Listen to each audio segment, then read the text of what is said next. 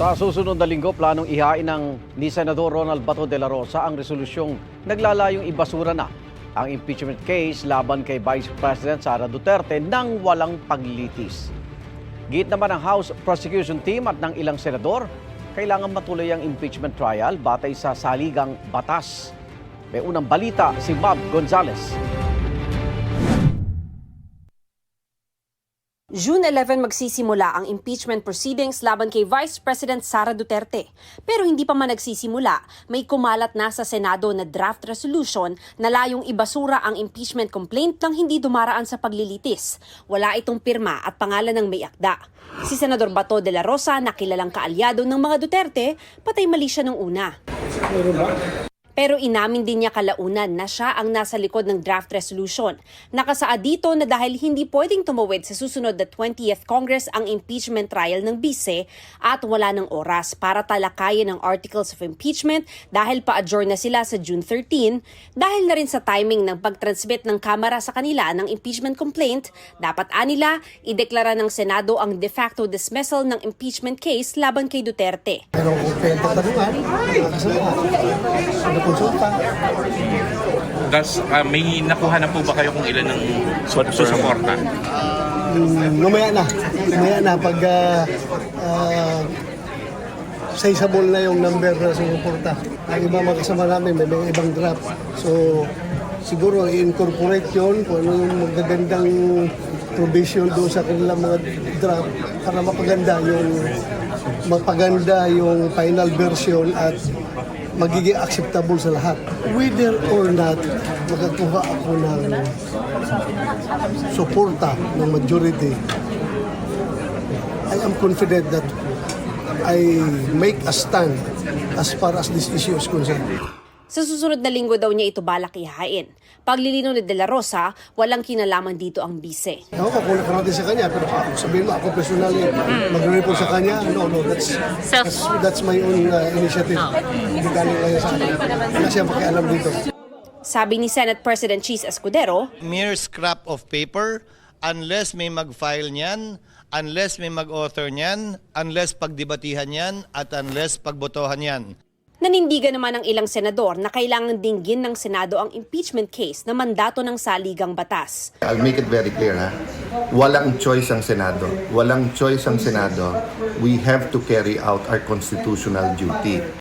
Kapag inihain ang resolusyon at dinala sa plenaryo, pagbobotohan ito ng mga senador kung tatanggapin o hindi. Pero pwede nga bang madismiss ang isang impeachment complaint sa pamamagitan lamang ng isang simpleng resolusyon at ng walang paglilitis? Nauna nang sinabi ni Escudero, sa anumang mosyon, masusunod ang kagustuhan ng mayorya. Kung may question sa kahihinat na nito, pwede itong iakyat sa Korte Suprema. Humihiling naman ang caucus si Senadora Amy Marcos na nabasa na raw ang draft resolution. There's so many options and so many malabo. Kaya gusto natin yung pinaka-sang-ayon sa batas at yung pinaka mabilis din. Kaya dapat pag-usapan ng maigi.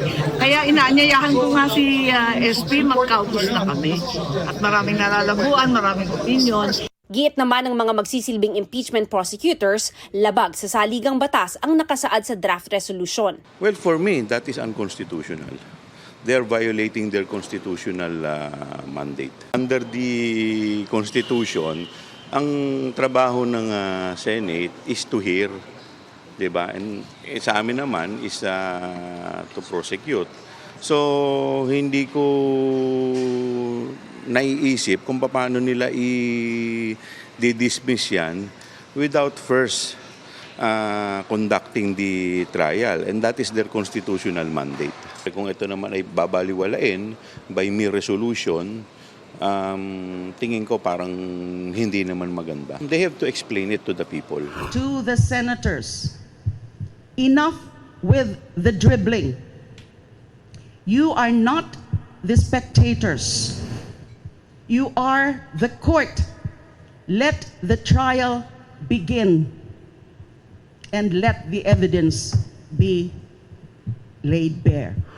Ang kampo naman ni Vice President Duterte, kinukwestiyon kung pwede bang ipagpatuloy sa 20th Congress ang impeachment trial na nagsimula sa 19th Congress. Kina-question din namin yan yung pag-crossover from the 19th to the 20th Congress. Pero nang usisain ang bise sa detalye ng kanyang stratehiya, Yung lawyers ko na lang magsalita, ma'am, kasi papagalitan na naman ako nila.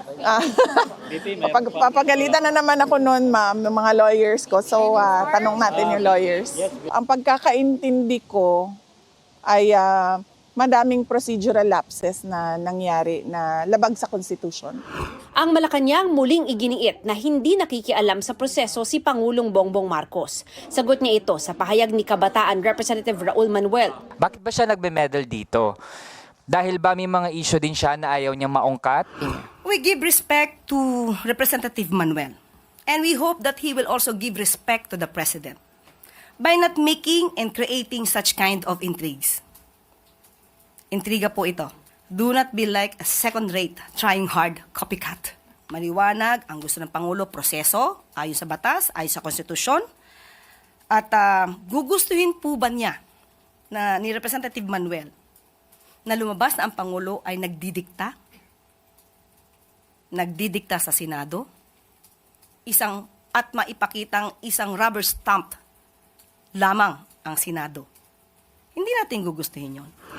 Nagsama-sama naman ang iba't ibang civil society organizations na naghain ng impeachment complaint laban sa bise. Bit-bit nila ang peach ribbons na nangangahulugan umano na ituloy ang impeachment proceedings. Ayon sa Tindig Pilipinas, simula sa susunod na linggo, asahan na raw ang mga pagtitipon at pagmarcha ng grupo para kalampagin ang Senado na umpisahan na ang impeachment trial ni VP Sara. Ang mga pamilya ay natukhang. Sana ho ay wag naging tukhangin ang inihaing reklamo laban sa ating pangalawang Pangulo. Ito ang unang balita. Mav Gonzalez para sa GMA Integrated News. Igan, mauna ka sa mga balita, mag-subscribe na sa GMA Integrated News sa YouTube para sa iba't ibang ulat sa ating bansa.